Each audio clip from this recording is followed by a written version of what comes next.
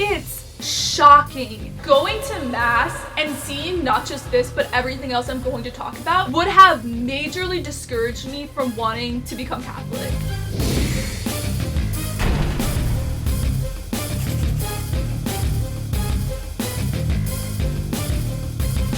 Hey guys, it's Lizzie. This is gonna be a two-part series, what I still hate about Catholicism, and then 20 things I miss about Protestantism. None of this has to do with theology or liturgy, more like the type of community that is formed at a Protestant church versus a Catholic parish. When I was reading Rome Sweet Home, Scott Hahn directly talked about this, how it's a complete culture shock growing up Protestant and then going to mass. A lot of this may be specific to the Protestant church I grew up in, but I'm sure a lot of Protestants who grew up Christian and regularly attended church growing up probably have the same experience if they're becoming Catholic. So I'm gonna link the video 20 things I miss about Protestantism in the description and in the cards. This entire video is just going to be about lack of commitment or loyalty to the parish and the people who go to the parish. Everything I'm talking about in this video has nothing to do with theology and can and should become part of Catholicism. The best way to epitomize what I'm talking about is that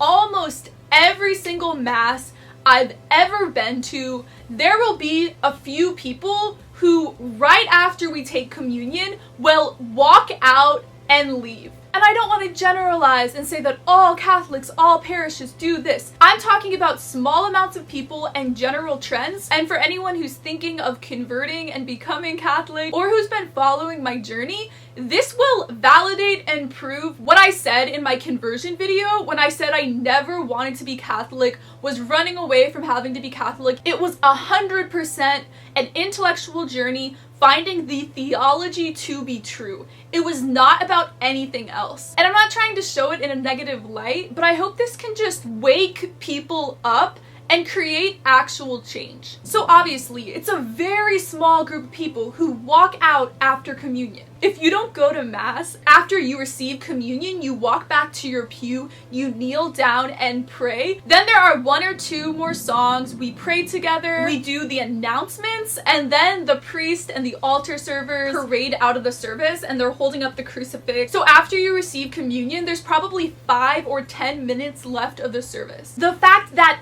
anyone at your church believes it is chill or even has a desire to leave early, walk out, go to their car, not talk to anyone, it's shocking.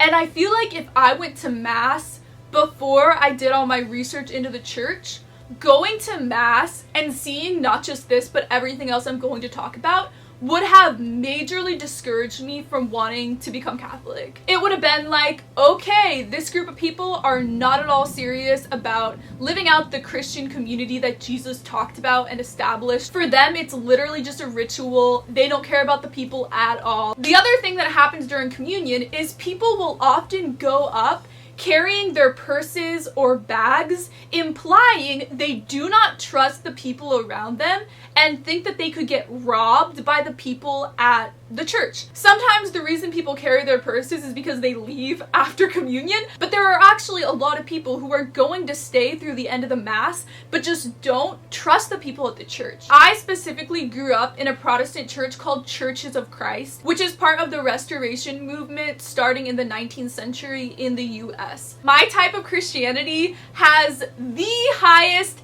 attendance rate of any Christian group in the US. I don't know why they've done those studies, but it was just a thing where if you were going to be Church of Christ, you were all in. You attended Sunday morning, Sunday night, Bible class Sunday morning, Wednesday night. You did events with the church. You stayed after talking for 30 to 40 minutes with everyone at the church. We regularly did potlucks together, all different kinds of youth group events and dinners and holiday celebrations. It was a family. You knew everyone at the church. If new people come into church, there are greeters who stand at the door and if they don't recognize you, introverts hated this, but I thought it was cool, they will give you kind of like a badge just so that everyone knows that you're new, and you'll stand up at the end of the service so that after, everyone can come up and talk to you and welcome you, get to know you.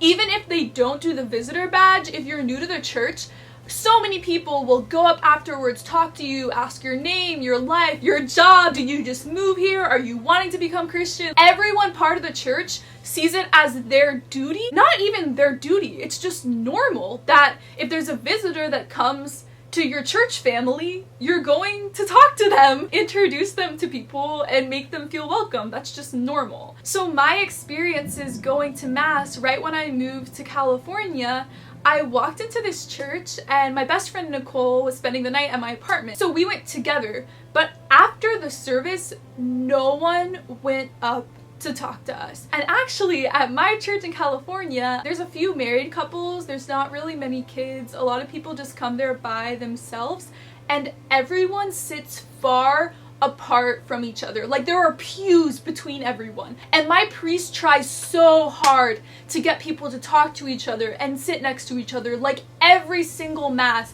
he has some activity where we talk to each other. Every single Mass, he encourages everyone to come to the front, sit next to each other, get to know each other. And people resist and resist and resist and refuse to talk to each other at Mass. Something my mom said once is that she was really shy, but then when she became a Christian, she was taught that it's our duty as Christians to talk to people and invite them in and get to know each other. So becoming Christian completely changed my mom's personality and forced her to talk to people. So the fact that people going to Mass, this is their home parish, they go every week, they've lived here for years, they do not trust the people at the Mass. They think people will steal their belongings. And it's the same thing where during certain holidays around Christmas, like Palm Sunday, we would walk out and kind of do a procession, like get candles, do a bonfire before the main service. And so we'd sit down at the beginning and then we'd go outside together and then we kind of process in, and people would take their bags from the pews before going out so they wouldn't feel comfortable leaving their stuff in the pews. At my church growing up, even if there were 300 people and I might not know every single person's names, I felt totally safe leaving my iPhone, even my MacBook, out in the fellowship hall, in one of the classrooms, during the service, during a potluck, staying after church. No one is going to steal it. You know everyone. Everyone's Christian. Whenever we're doing communion and I see people coming up with their bags, it's tragic to me that there isn't this community. The only reason I got to know people at the parish I go to in California is because I went to RCIA the first week. And so I met people in my RCIA, I met my priest, and then they started kind of a Wednesday night Bible class where they wanted to help people get more involved. But right now, the people who have stuck around, it's maybe only 15, 20 people, which is amazing. Like, I love my church community at my parish. I'm really close to this small group of people. And so even if people don't walk out right after taking communion, they walk out right after the service is over, which is shocking to me. Because at every single church I was ever a part of throughout my life, everyone stays around and talks to each other for at least 30 minutes. You stay after and talk to everyone and catch up. And so a lot of people at Mass do not want to get to know the other people. And like I said, there's a small group of people, probably at every single parish, there's a group of people that do get to know each other. But just the fact that it's a cultural thing in Catholicism to leave right after, to just kind of see it as an obligation, you're going to Mass, you're taking communion, then you're getting back to your actual life. The fact that the people you're going to church with are not the core of your social life and your best friends is just so bizarre to me and so sad. The one thing I will say, I know a lot of people who are Catholics do not like the Latin Catholics who call themselves traditional Catholics, but my experience going to Latin Masses is that those people tend to know each other and talk to each other and have a stronger community. The only reason I kept going to Mass last summer when I was researching all of this is because I went to a Latin Mass and a woman talked to me after, actually several people, and they encouraged me to come back the next week. If I'd gone to a Novus Ordo Mass, I guarantee No one would have talked to me afterwards. No one would have encouraged me to come back. The only reason I kept going to Latin Mass all of last summer is because several people saw me and did not recognize me and came up to me and talked to me. Oh my gosh, I'm about to cry. But you know what I mean? If I was just going to Mass by myself, or if anyone is, it's highly likely that no one will talk to them and they might be scared to go back. And that's really messed up. I have a really solid Christian community through my YouTube, and so you guys talk to me and get to know me, and everyone was sending me research. There were even people I was Skyping with consistently who were teaching me about Catholic theology. And I feel really welcomed when I go to Mass because people recognize me from my YouTube channel. Almost every single time I go to Mass, people know who I am and they come up to me and talk to me. But that's because I have this social media platform. If I didn't have a YouTube channel, whenever I go to Mass, no one would talk to me. It takes having thousands of followers for people to go up and talk to you and want to get to know you. That's so messed up. Something needs to change. Going back to talking about the Latin Mass Catholics, this one parish I go to a lot in California, that's the Latin Mass. Afterwards, they always have some sort of coffee and snacks or potluck. A lot of parishes have coffee after. My main parish in California, we always have coffee and donuts after, and I've met so many people who go to that.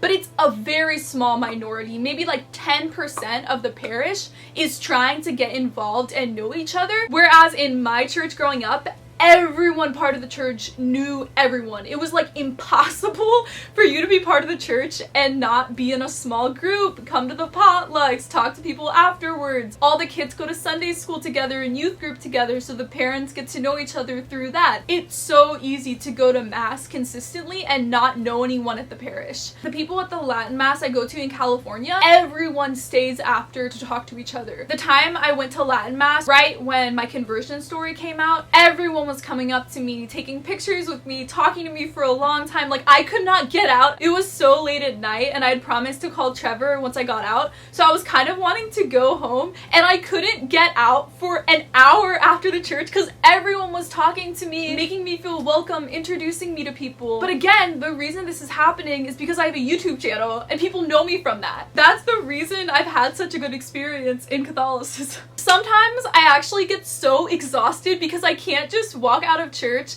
after saying hi to some of my friends. I get caught in these really intense conversations because people know who I am. And it's so amazing that I have this community, but again, like, most people don't. My perspective on why the Latin Mass has that community is because it's a lot smaller. My boyfriend's church in Nashville that I go to a lot, there are 4 or 5 services every Sunday, and it's the cathedral. It's completely packed. Thousands of people for each service, and so of course it's difficult to get a small group of people in like a mega church basically, but even the smaller parishes I go to, it's just obvious that people walk out. I don't want to make this video seem like I've had a horrible experience in Catholicism because I haven't at all. At my parish I go to in California, like I said, I have this small group of people where we talk after, during coffee, we go to RCIA together, we have our Wednesday Bible study. Like, that group of people, maybe like 20, 25 people, I'm really close to. And then at this Latin Mass as well, I know people there. At my boyfriend's church in Nashville, so many people go through RCIA and are part of RCIA. Nashville's actually the biggest growing city for Catholicism in the US. So there's dozens of people at RCIA, so you get to know everyone. And so Trevor has a really tight-knit group of people at his parish. As an introvert, he's a huge introvert. I'm likely to go up to strangers after and talk to them, and he's not at all. But he has this really huge community at his parish because the RCIA is so intense. I encourage you to head over to my 20 Things I Miss About Protestantism, where I talk in depth, kind of like the things put in place in Church of Christ that made it this tight-knit family group of people. When I'm married and have kids, if that happens, I'm gonna be so intense creating adult education, Bible classes, small groups, just because I want my kids to grow up in a church and know everyone at the church. I'm so glad I grew up Protestant, because I would not have my knowledge of the Bible that I have. I would not have had this super tight-knit family-like church community if I'd grown up Catholic. I'm serious, and that's so sad that I'm glad I didn't grow up Catholic, because most Catholic parishes do not prioritize that everyone needs to be part of the community. Again, I have a really tight-knit group of people at my parish. The 2 parishes I go to in California, and then whenever I'm visiting my boyfriend, his church, like I know all these people and I feel close to these people. But my main point in this video is that the culture of Catholicism does not make it so that if you're part of the church, you realize you're part of this community. You have to know everyone, you have to put effort to make it like a family. Orthodox churches, every single Orthodox church, I don't know if all around the world, but in the US, they always have a lunch after, or at least a really in-depth coffee hour, where everyone sits down in tables and talks to each other and knows each other, which is super reminiscent of the agape feast they had in the 1st century church, where they would have a meal together during communion. Like, that was their church. They were eating a meal together, getting to know each other. Orthodox has that as a part of their churches. The Protestant church I grew up in, we had potlucks so often, but Catholicism has a lot of work to do. And like I said, there's a core group of people who are really close to everyone and know everyone, but you have to put a lot of effort to get to know that group of people. And a lot of people believe they can get by just going to mass, taking communion, leaving, not knowing anyone. The fact that a huge part of Catholicism is like that is so sad and shocking and tragic, because Christianity is all about the community.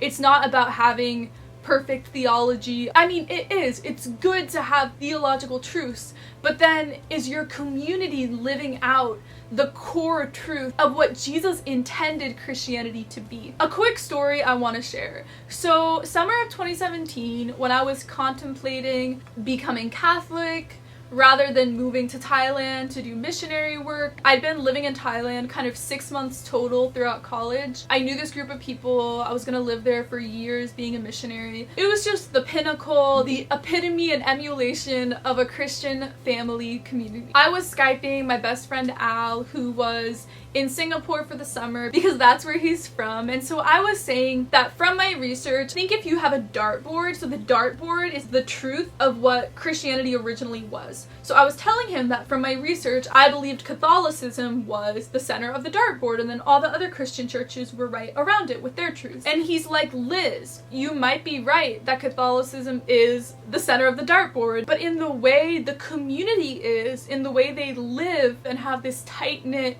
Christian community, is Catholicism the core of the dartboard for that. And he was saying the church in Thailand is the bullseye, the center of the dartboard for how our Christian community is supposed to be like a family. And I realized that, yeah, Catholicism is the core of these theologies, and it'll help my faith and build up my faith.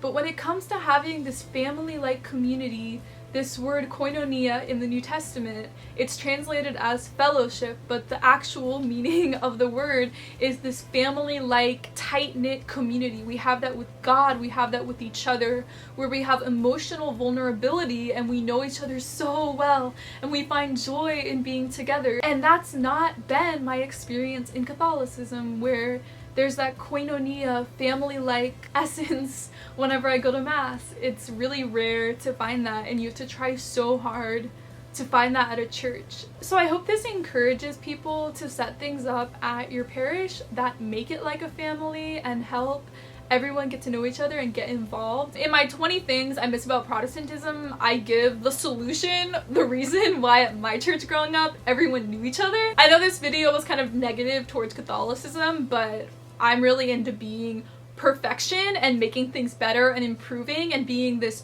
core idealistic version of what it could be. And like I said at the beginning, if you didn't believe me that I didn't want to be Catholic and didn't like Catholic culture, I hope this video shows you that it was literally only about theological truths. That was it. I found it to be true, and I left a lot of positive things within Christianity to become Catholic. I want to talk about Myers-Briggs for 2 seconds. I'm an ESTJ. A lot of people think I'm an ENFJ because I'm so nice and sugarcoaty and emotional on my channel. But this video was more of what I'm actually like in person, the core of me, where I'm very critical of everything and I don't care about hurting people's feelings. This is who I actually am. So I love you guys so much, and I will see you in my next video. Bye!